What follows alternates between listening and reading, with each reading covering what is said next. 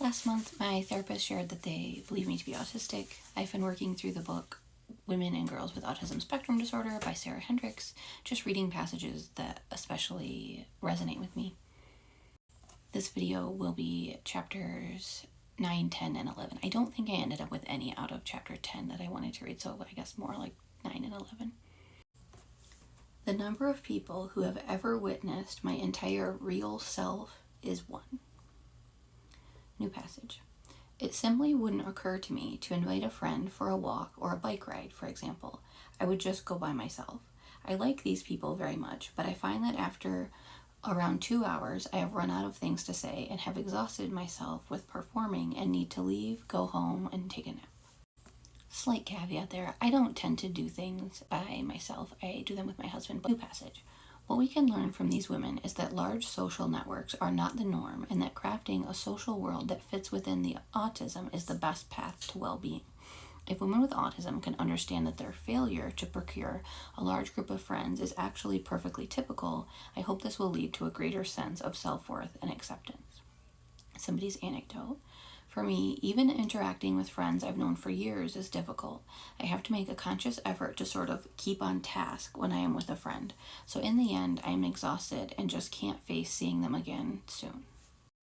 I got a TikTok on my FYP a while back where a woman was saying that she hates when she hangs out with her friend and then is really, really drained afterwards. And when that happens for several times that they get together, she starts to realize that that's like a sign of the beginning of the end, that the relationship has become draining rather than rejuvenating, and that is a sign that one or both of them have changed in a way to where the relationship isn't a good fit anymore.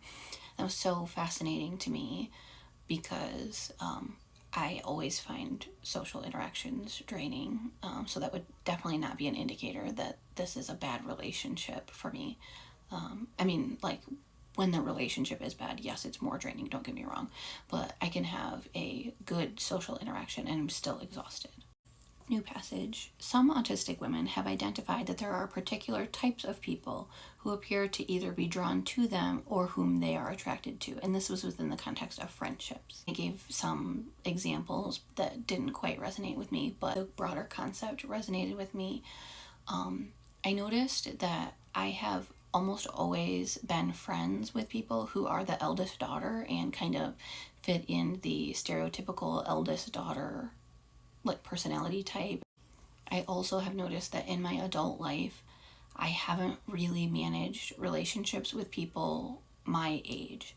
I either befriend people 10 years older than me or 5 to 10 years younger than me. Almost nothing in between. So it's kind of like, I think I can be the mom friend or I can have a mom friend. I don't know why that is. New passage. For younger women with autism in particular, the internet is a great source of friendship and support, with some women saying that all of their social networks are online.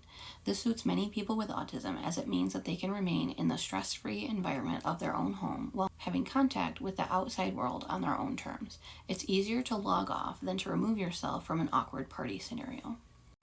In adulthood, really the only friendships I have maintained have been online. I think part of that is the ability to check in and out and not having to socialize for 2 hours in order to hang out with somebody, being able to do it in bite-sized pieces. I also think another part of it is the internet makes it easy to find people who have a specific interest. So on here, I'm able to find people who are psychology nerds or therapy nerds, trauma nerds, or who are really into neurodivergence, and then that gives us a whole lot to talk about. And so it makes getting to know somebody a lot easier than if I saw somebody at the library and had to try to guess what we might both be into or whatever.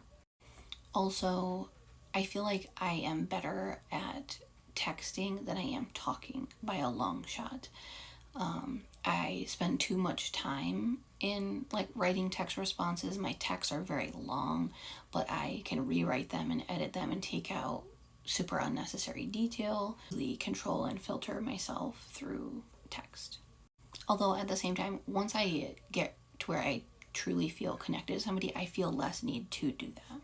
But in the early stages of chatting with somebody, it's really nice to be able to rewrite something 10 times.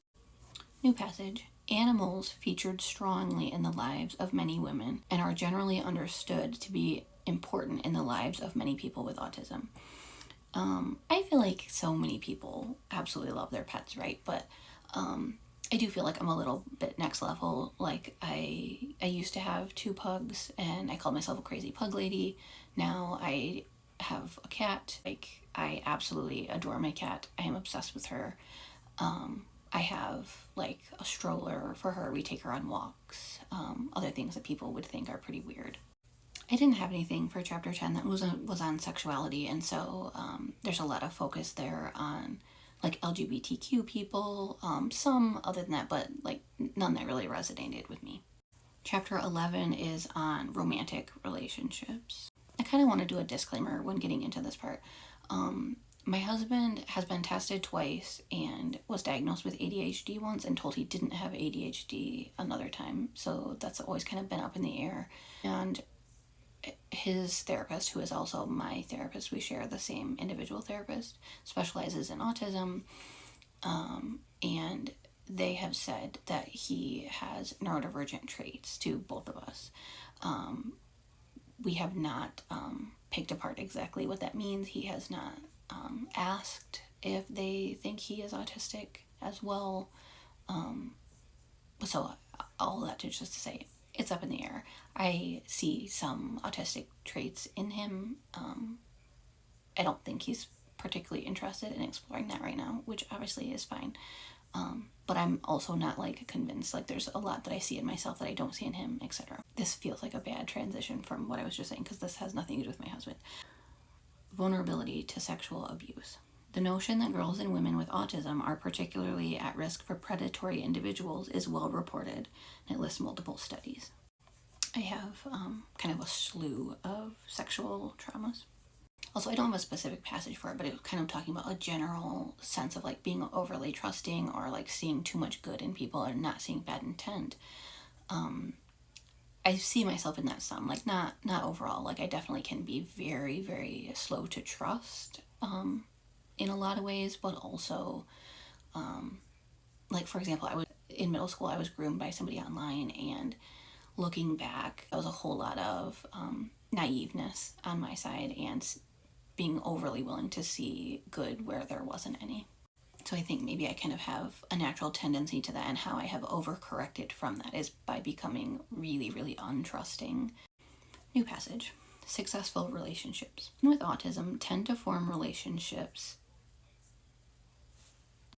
Women with autism tend to form relationships either with those with ASD, and there's multiple studies backing that up, or with those on the far other end of the empathizing spectrum, such as teachers, nurses, counselors, and carers. In male-female relationships, the most common pattern is a double ASD partnership. New passage. The partner is often the best friend and only person required in the woman's life. Her social and emotional needs may be fairly small in comparison to a neurotypical woman, and are most easily met by a partner with similar socialization requirements. Men with ASD may be attracted to her for the same reasons that she is attracted to him: shared interest, intellectual knowledge, and an appreciation for direct communication. No game playing and no mind reading. New passage. This was the author's anecdote about her own marriage.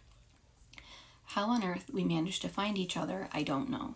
We do not require anyone else in our world. We can happily spend 24 hours a day together for extended periods and not get irritated or overwhelmed, as would be the case with every other human being in the world.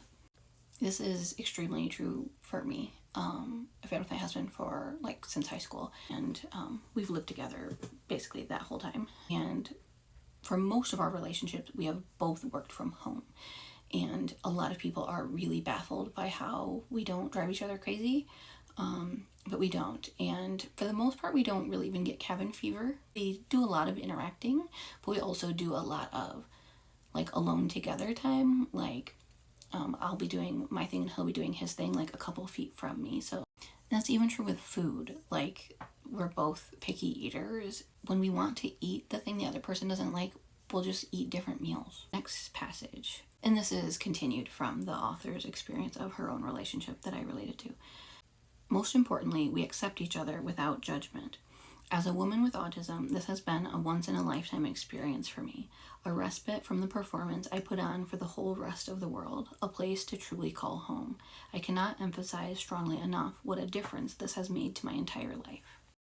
Mini story that goes along with that for me is shortly after we started dating, had left for the night, and I remembered realizing that I had created a song and sang it in front of him.